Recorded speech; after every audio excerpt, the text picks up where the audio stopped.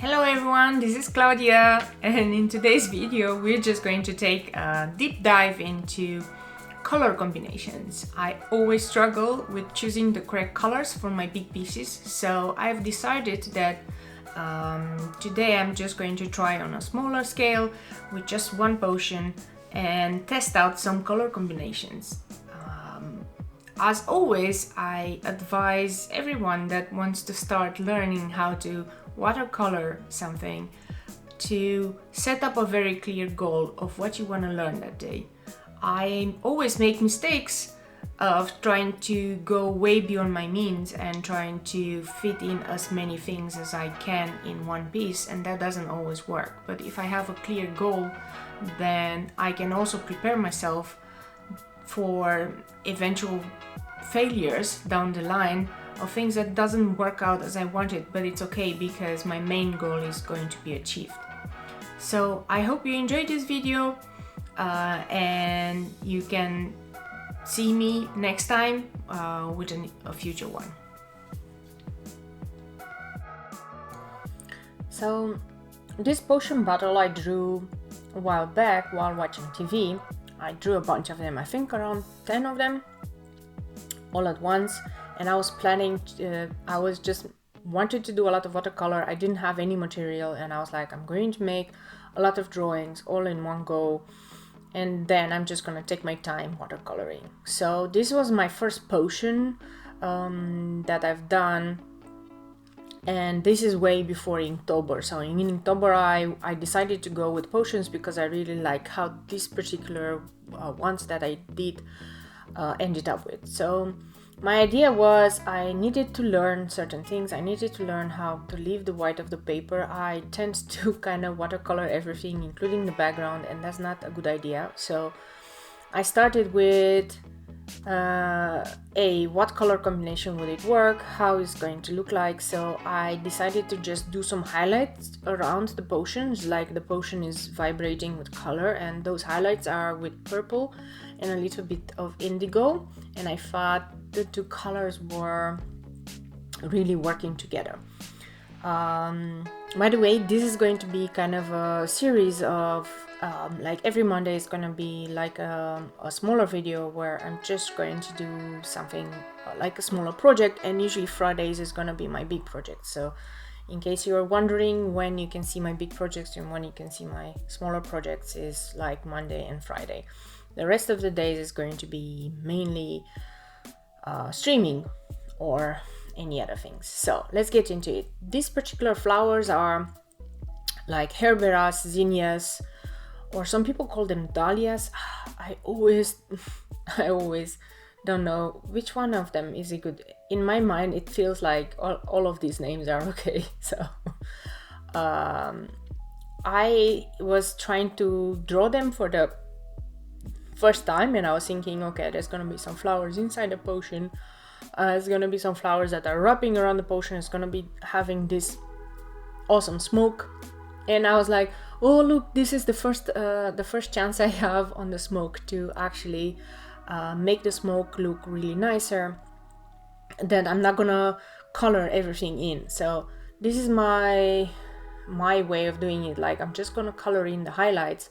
I'm gonna give the illusion of really nice smoke. So I really think that this color combination works well, although it doesn't look like it's all warm colors, but it's more like the yellow with the outside that is really purple really makes for a nice combination. As you can see, I have my big watercolor palette. This is a palette that has like, it's supposed to only hold 48 pans, but of course it holds more because I kind of shoved them all in, including in the middle. I think I have like 50 or so colors, and it's a combination of Schminke, watercolors, Daniel Smith, and Cotman. And I bought all the colors. Like, every time I see a color that I like, I just buy it. I don't like to mix my own colors. Maybe in the future I'll learn, but in the other side, for now, this all works okay. So the sometimes I'm making myself some goals, like what do I want to learn? Like everything is about learning. I'm not making a piece like I wanna put this piece up somewhere or look at it. I'm like, this is just a learning opportunity for me. So what am I learning here? I'm learning potions, I'm learning how things wrap around potions. I already noticed that from a perspective point of view, I did something wrong here with the cap of the potion, so it should not be looking like that. It looks weird because the bottle is in one direction and the cap is in a different. But then the secondary thing I wanted to learn is color combinations and how to watercolor these flowers. And actually, I think on this one it really worked really nice. I really like this color combination. I really like, now I'm going to use green a lot more, and it really makes everything pop. And those dahlias, I really love the one with that I just did with the yellows and oranges. It's really looking amazing. I'm using a really small brush. This is actually an A5 paper, and you can see here that I just use washi tape to hold it down. Actually, underneath the paper I like doubled down on some sticky tape so I can hold this paper. When I drew this one during the night, I drew it on a pad that was glued together, and I didn't think to leave any sides a little bit wide enough for me to be able to use like masking tape on the edges to hold down my paper. But because I knew I'm not gonna use a lot of water, I'm just going to do coloring, it doesn't necessarily need to be held down. It doesn't need to have anything very substantial to the edges. So just putting some sticky tape underneath and then on the corners was enough to secure this one. And I did the same kind of mistake for all the drawings I did that night.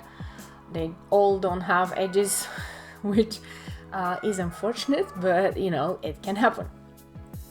Now, I wanted this potion to have some things wrapped around, and I am going to draw like a scale pattern later on after I finish with this flower. And this is like the gerbera, and the way you draw the gerbera is you make kind of the shapes that are like tiers on different sides, and then you just draw the petal lines. And this is the easiest way I can explain it. Maybe I'll put it in an Insta story how exactly I'm drawing this, because it's really not that difficult.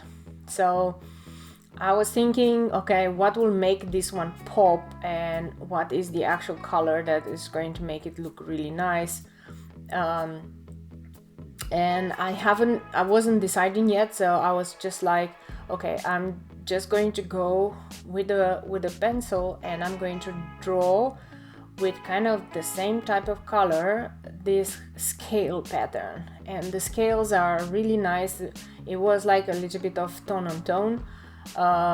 And what I wanted to learn here is not to actually make the scale pattern, but actually learn how to make really intricate designs and really intricate painting with a water brush. This is very important. I think what I would do in the future is also some little bit of